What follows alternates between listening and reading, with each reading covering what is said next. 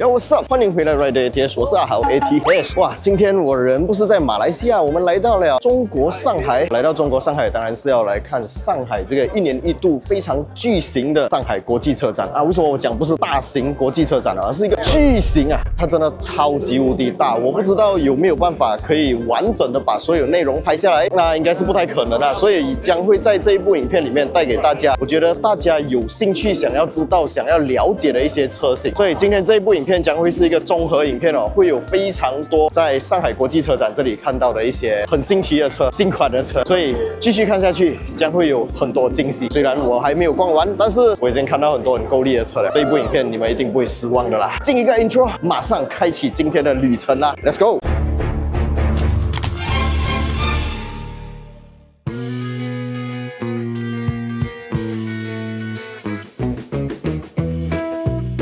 首先带大家来看的就是来自 MG 上汽名爵的展厅，这一台也是在马来西亚有发布的一款跑车啊，叫做 Cyberster 纯电动，只有2座的一个开篷跑车。它的车门啊非常骚气，是可以往上掀起来，好像剪刀一样，剪刀门。可是这个尾灯方面，我个人就觉得好像不太适合我自己的个人口味啦，尤其是它的转向灯是2个箭头，我们可以看到。之前在马来西亚的国际车展，我们已经看过这台车了，所以呢，今天我们就不带大家看太多这台车，最主要的还是要来带大家看一下 MG 的一款全电动的 SUV。这台全电动的 SUV 目前看起来还是一个概念车型。眼前这一台呢，就是来自上汽名爵 MG 的电动 SUV。这台车的车头灯哦，相信很多人都有注意到有一个小细节，就是它有这个小小的跳灯设计啊。OK， 我们可以看到这台车的车身侧面 design 哦，就是大家还蛮喜欢的这种方盒子设计啊。之前在马来西亚刚发布的 J-Cool J7 呢，也是一个方盒子设计，受到了非常热烈的欢迎。而且现在马路上也非常多 J-Cool J7， 所以这台 MG 电动 SUV 如果有机会引进马来西亚的话，我相信这个外观应该会吸引蛮多马来西亚的消费群啊。那尾灯方面还是一样啦，中国电动车一贯的设计语言就是左边贯穿到右边这种贯穿式尾灯啊，其实我觉得看多还蛮腻一下的。车头方面啊，这个 design 我就觉得还蛮不错的，有一条也是贯穿式的日行灯，还有这一种向上翻的跳灯设计啊。90年代 JDM 的 design 最近真的是几乎没有什么看到了，但是不知道这个有没有什么安全隐患啊？你看这是很尖的嘞，所以如果撞到行人的话，哇，那个行人不是会被这个东西切下去。铝圈方面我们可以看到是一个20寸的银黑撞色铝圈，里面有一个红色的 brake caliper， 可是看起来这个 brake caliper 应该也是假的吧，就是一个概念车，还不是一个量产车型的完整设计啊。有没有机会量产？有没有机会进来 Malaysia？ 这个不太确定，但是我相信如果 MG 可以带来这种叫4方盒子 design 的 SUV 引进马来西亚，销量应该蛮不错的。OK， 现在我们去看一下其他展区啦 ，Let's go。OK， 接下来带大家来看一下，也是在马来西亚刚刚引进不久的品牌哦，就是 Jetour 捷途。Jetour 这个品牌呢，最近在马来西亚刚刚发布了一款车，叫做 Jetour Dashing。那台车我们已经有做过一个10多分钟的影片介绍了，所以如果你们错过的话，可以点击影片右上角过去看一下那部影片。但是今天来到这边呢，我们就不看 Dashing 了，因为 Dashing 马来西亚有吗？我们来看一下有可能会引进马来西亚的，就是来自 Jetour 的自由者啊。这一台车呢长到非常 Range Rover 啊，整个外观就是也是这种4方盒子的 SUV design。在车头方面，我们可以看到这台车的整个 front grille 啊，写着 Jetour 的这个字样，有一点像 Ford 的一些 design 啊，当然 J-Cool 的 design 也是差不多这样子。来到车身侧面，我们可以看到这台车它的这个尺寸，我觉得目测是比 J-Cool J7 来的更加大台啊。这辆车我相信啊，它应该有机会引进马来西亚，毕竟马来西亚捷途不可能只卖单一车款嘛，不可能只有 Dashing 罢了。那第2台引进马来西亚的车，如果是这一台自由者的话呢，相信将会有非常好的竞争力。这个尾箱是有加装了这种 accessories， 它是有抽屉的。这是已经上锁了。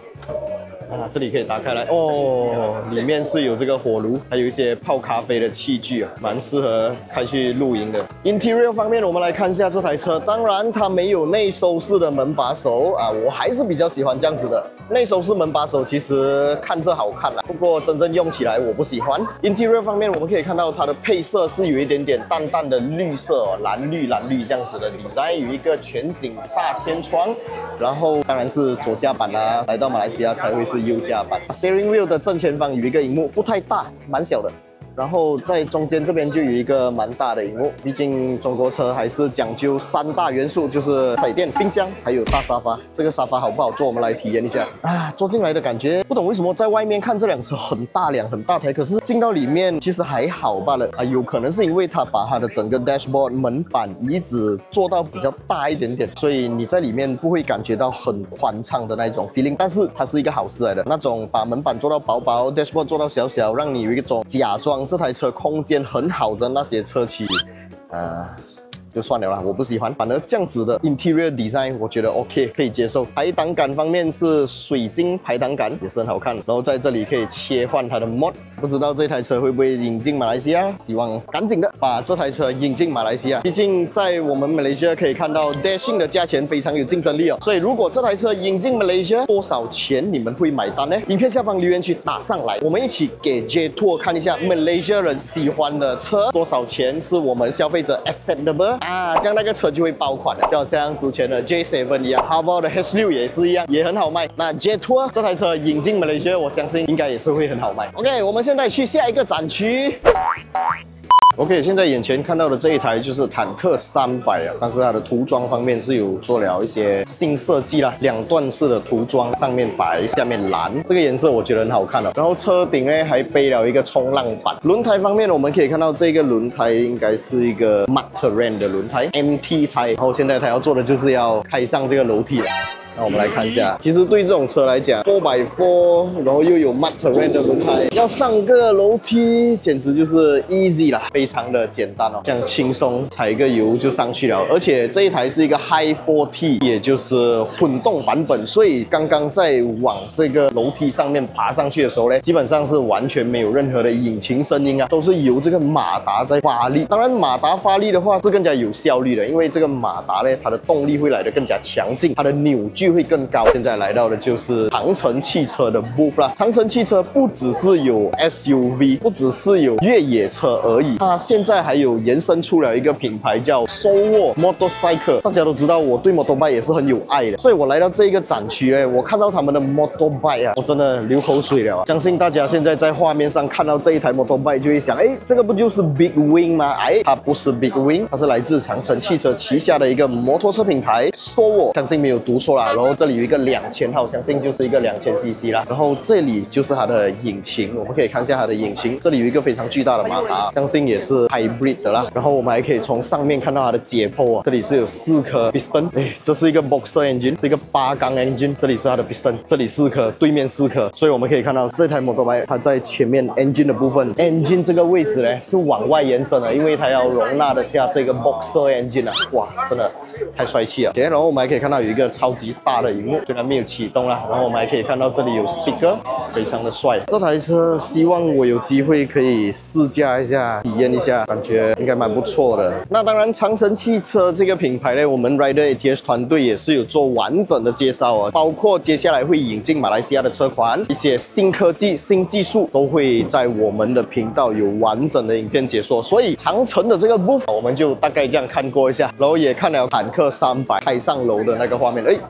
确实很赞，我很喜欢。现在我们就要去找一下其他有机会会在马来西亚发布的一些车型 ，Let's go。OK， 现在带大家来到的这个展区就是比亚迪啦。比亚迪当然在马来西亚也是非常有影响力啊，因为我们都知道马来西亚电动车品牌一哥应该就是 BYD 了，它的 Atto 3卖得非常的好，它的海豚卖的也 OK 不错，路上有看到，然后它的其他车型也是陆续有来。那我们来看一下，在马来西亚有没有什么机会引进新的比亚迪车型呢？当然，他们的朝代系列车型，包括这一台唐呢，应该是不太有机会引进。进马来西亚啦。但是这台车非常的好看啊，很帅气啊，尤其是它的这个配色哦，它是有一点浅浅的墨绿色，很好看。然后在车顶方面又有一个感觉很高科技的一个小箱子啊，在上面还有一颗镜头，不知道真正是什么用途啦。除了一个镜头，在旁边还有一个小烟囱啊，也不太确定是什么用途。当然，很多人可能会注意到这个好像 taxi cab 的东西呢，其实是一个前方侦测雷达啦。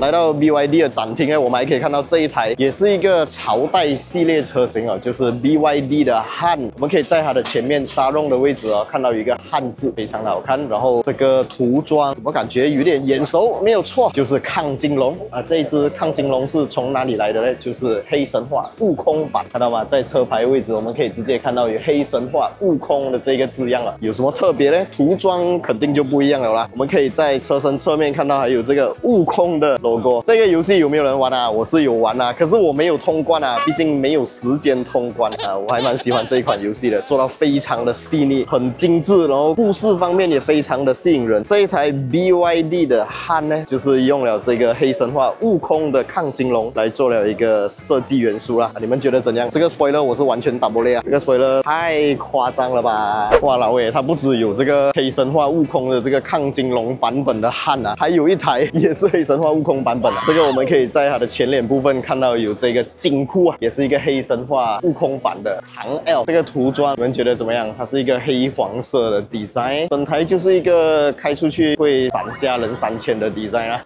我觉得这个外观太过夸张了，不是我个人喜欢的一种设计元素。然后在后面的尾窗方面，它是完全遮起来了啊，坐在里面的人应该很有压迫感。然后它的这个 air filter 是往外延伸的，毕竟是一台越野车嘛。然后在上面可以看到一些腾云啊 ，OK。然后我们还可以看到这里有一些它的官方战略合作伙伴的一些 souvenir。哇哦，这一台就是马来西亚也有的车型啊，但是马来西亚的是一个还没 facelift 的，这个是海豚 facelift 版本。哇，这个真的是有眼前一亮的感觉。虽然在外观上面没有多大的改变，但是它在一些小小的细节方面做到提升了。我们可以看到这个车头灯 design 看起来就比之前的来得好看。然后我们还可以看到在车身侧面的线条方面是没有太明显的变化啊。我刚刚看到 interior 有变化啊，等下我们看一下 interior。尾箱盖翻起来过后，我们可以看到它的这个空间应该还是一样的。那我们来看一下 interior， 这个 interior 就跟我们现在马来西亚版本的海豚不太一样了。旁边这个长得还蛮像的，可是前面这里就不一样了。门板的这个把手还是一样，好像海豚的那个 fin 一样。在外观方面哦，我觉得这辆车确实它变漂亮了啦。可惜尾盖是翻起来的，我们看一下有没有啊？这里有一台，这是一个海豹06 GT， 这个尾灯底就好看很多了啦，比现在马来西亚卖着的海豹好看很多。然后，但是这个 spoiler 一样啦，我还是不太能接受啊，也是一个黑神话悟空版。所以这台海豹06 GT 啊，你们觉得怎样？它跟我们马来西亚卖的海豹不一样，它是一个 hatchback 版本。马来西亚的海豹是 sedan 版本嘛，所以如果有 hatchback 版本进来马来西亚，我觉得应该也不错的。这个设计蛮好看的啊。这里还可以看到宋 Plus EV 这台车，是不是觉得非常眼熟嘞？他们的家族设计长到都差不多一样，有一点像我们的 Sea Lion 7。这个小改款的海豚的尾灯，这个线条嘞，不是我喜欢的类型啊，我还是喜欢现在马来西亚版本的海豚尾灯啊。但是这个地方做了少少的调整哦，本来是 Build Your Dream， 现在变成 BYD 啊，也是在里面的。哇，这个 BYD 的展区很多东西看，有机会我们再做一个完整的长的影片给大家看。当然也希望 BYD 可以带我来更多这种车展啦。OK， 今天的这一部影片我相信应该也很长啦，也 cover 了蛮多的 brand。我们接下来还会为大家带来更多上海国际车展的影片内容哦，所以大家千万不要忘记，一定要订阅我的 YouTube channel， 小铃铛要跟它嘟下去，这样子我在更新新影片的时候，你们就不会错过了啦。今天的这一部影片就先讲到这边，我们下一部影片再见啦 ，Goodbye。From Sapine to the streets, push it to the edge. Feel the G-force balance on the razor's edge. Don't talk to me.